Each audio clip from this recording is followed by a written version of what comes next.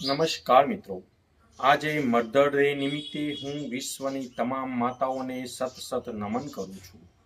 મિત્રો, માતા એ પોતાનું બલિદાન પુત્ર માટે અવિરત આપેલ છે.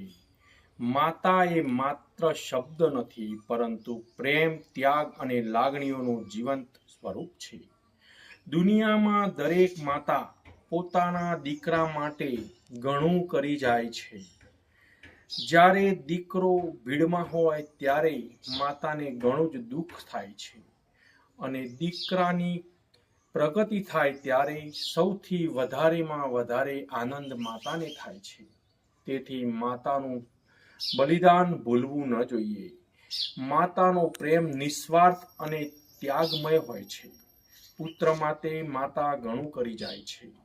તેથી માતાને આજે મધર ડે નિમિત્તે નમન કરું છું.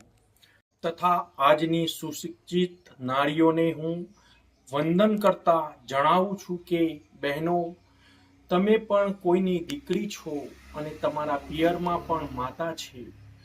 તો તમે પિયરમાં જેટલું માન તમારી માતાને આપો છો, એટલું જ માન તમારી સાસરીમાં તમારા ઘરના મોભી વડીલ સાસુમાને આપશો તો 100% ઘર સ્વર્ગ બની જશે. તેથી આજે મધર ડે નિમિત્તે સર્વે બહેનોને પણ હું વિનંતી કરું છું કે માતા સમાન પ્રેમ સાસુને આપશો અને મધર ડેનું સાચું પ્રતિબિંબ ઊભું કરશો. જય હિન્દ, જય ભારત, જય જય ગરવી ગુજરાત.